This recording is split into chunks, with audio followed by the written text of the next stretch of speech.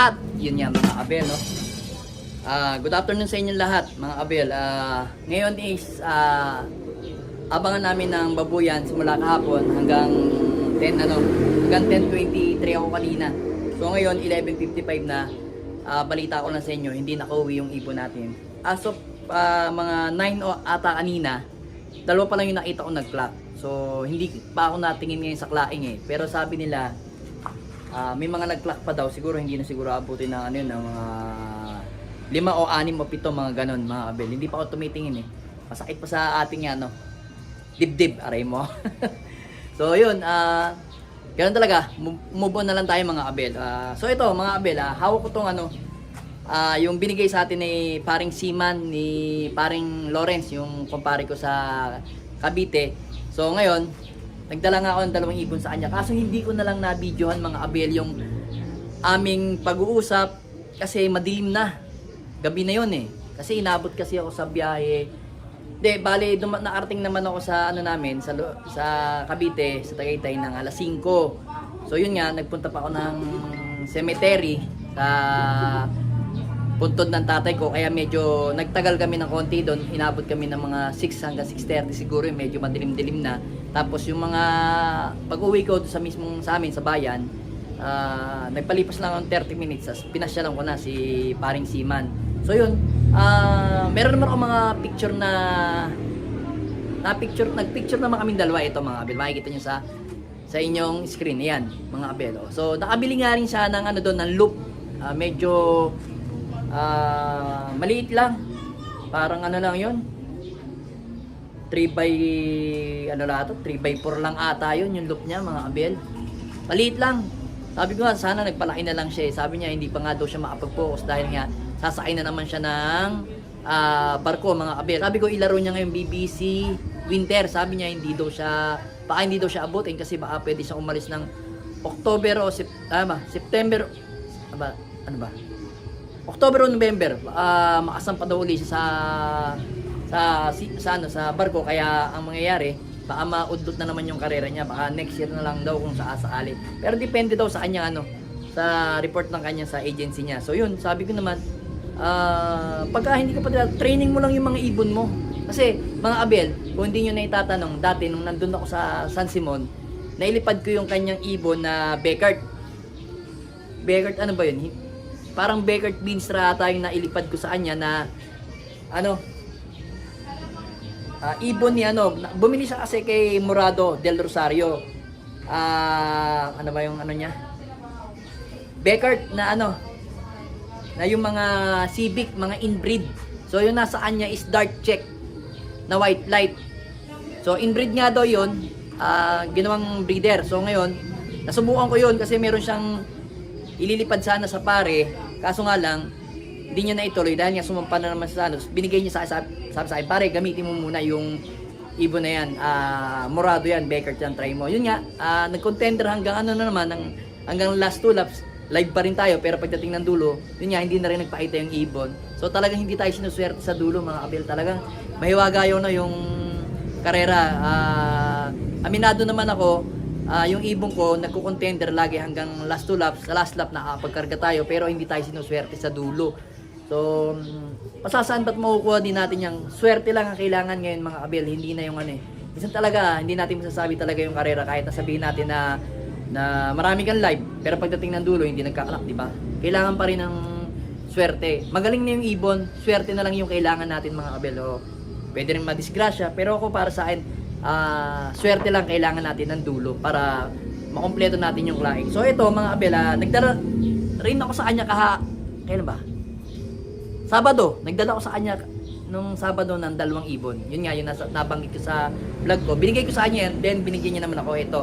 Ito yung ibon, ayan Dirty Blue Bar. Kaso, wala siyang buntot. Ayan mga kabel, wala siyang buntot kasi putol-putol yung buntot niya. Anong nangyari kasi, maliit nga yung kulungan niya, nagbubugbugan yung mga ibon niya. Kaya, nagputol-putol. Ngayon, nung sabing uuwi na ako, binunutan niya daw kasi para daw pag, biglang tubo, gumanda yung niya, tawag dito yung buntot. Then dapat nga ilalaban niya to sa BBC ngayon. Training niya. Ito yung kasi yung may edad na Beckert. Ito lahi ito ng Pero siya na nag-breed. Yung lahi ng kanyang Beckert, yan. Tapos na-across sa Grisel na Vandenbroek, yung ibon daw ata ni Aaron Garcia, yung taga Angeles, yan. So, nakabili nga din siya doon. So, ngayon sabi niya sa akin, pare, kasi palibasa nasa kayo lagi sa barko, subukan mo uli yung ibon ko. Kaso ibang breed naman, pero Beckert pa rin. Kaso may pasok na Vandenbroek na matibay na Grisel na Louis Chu. Yan mga abel to. Ito yun, hen. Ayan mga abel. Tumutubo pa lang yung bagwis niya. Ito, meron siyang puti sa yan makikita niya, puti sa bagwis, nag-iisa, yan. Pero mga kapatid nito, pakita ko sa screen ninyo yung kanyang ilan ba yung pang second at saka third clutch. Kasi ang kapatid nito, dark check, kamukha ng tatay niya. Ito blue bar, nagkaiba lang. Then yung dalawa niyang kapatid na sumunod, bali naka-apat siyang clutch eh. Bali ito yung unang clutch bago siya nakauwi. Nakapagpalabas siya, tapos nandun na nga sa Cavite siya na patututo. Ayan, teka lang mga abel, nag-close yung Then yun nga, napatuto niya to doon. Then pag uwi niya, nakatatlong clutch pa ata siya. Kasi para siyang Tiger Grisel, tapos White Grisel, tapos yung huling breed niya White Grisel mga abel. So nakaapat siyang clutch doon sa ibon na yun. Pero hindi naman dire-diretso kasi ito matagal bago na sundan. So yung mga sumunod, yung mga Grisel na mga abel, papakita ko nga sa inyo sa screen na yan mga abel. Yung Grisel gaganda, di ba mga abel? Solid yung mga kapatid nito mga abel. Iba yung itsura ng mga Grisel niya, ang gaganda. Tingin ko titira naman. Bale, siguro, ito, tinitingnan ko pa kung sa ko ipaparis kasi medyo lugon yung mga ibon natin dito. Ang available pa lang nakak dyan is si Mr. David. So, yun nga, pinag-iisipan ko nga kung ito ipapasok kay Mr. David or yung kay, yung si 1996 Crack 52. Or yung isa pa, meron pa siyang available na isa, yung si Pastel na White Light. So, yung isa pang cup natin na available is si Peter B. So, yun. Mamimili ako sa tatlong hen kung alin na ipapares ko ay Peter B. Then, ito, siguro sasalang din natin. Then, yung ating yung Anson Ong natin naman, na nakita nyo yung blue bar, ipinaris na rin natin yan. Doon kay, kay third Giselis na may pasok na stitch. Kasi kailangan stitch talaga. Kasi maganda kasi yung may stitch kasi talagang may dulo. Kasi meron akong stitch na alala ko nga pala, may stitch nga pala ako. Kaya pinasukan ko yung yung Anson Ong para consistent hanggang dulo. So syempre, exciting pa rin yung pagbibreed mga abel. Syempre pagka nagbreed ka, hindi mo masasabi kung titira yung mga anak o gagawa. Kaya kailangan experiment pa rin. Kailangan mo pa rin maging patient sa pagbibreed kasi andun yung susi mga abel sa pagbibreed eh. Pag healthy yung mga ibon mo, tama yung perfect match yung dugo, possible mag-overall yung ibon. Pero syempre, kailangan pa rin performance, masubukan pa rin sa arera.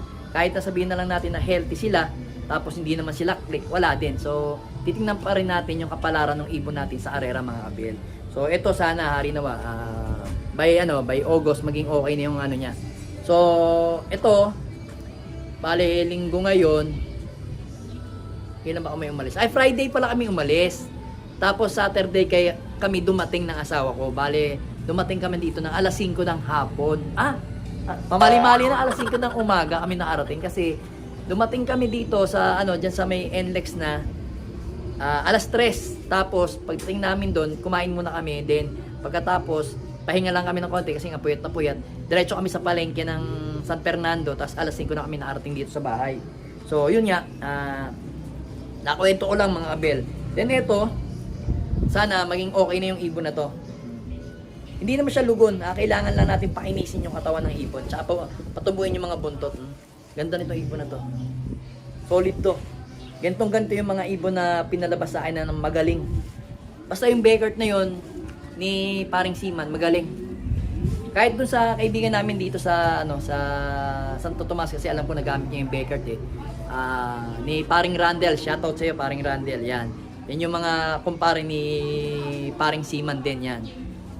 Nagamit niya rin yun, kaso yung cross neto hindi niya nagamit si si Vandenbroek. Ako kasi Paribasa kasi mahilig ako sa Vandenbroek ngayon. Kasi ang Vandenbroek kahit saan mo ipares, kumakana yung ibon.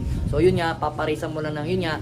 Ito, perfect match kasi may Beckert na may mabilis na, tapos pinasukan pa ng makunat na Vandenbroek. Kaya okay na okay. So titingnan natin kung pwede to kay Mr. David. Yan. Kay Mr. David, tingnan natin kung ubra siya. Sigurado maganda ilalabas na itong mga to. Sigurado maglalabas yun ng white light. Sana maglabas sa atin ng grizzle mga kabil, no? Tingnan natin. Abangan natin yung ilalabas sa atin na ibon na to. Yan. Beckert Vandenbroek. Alright. Aray mo!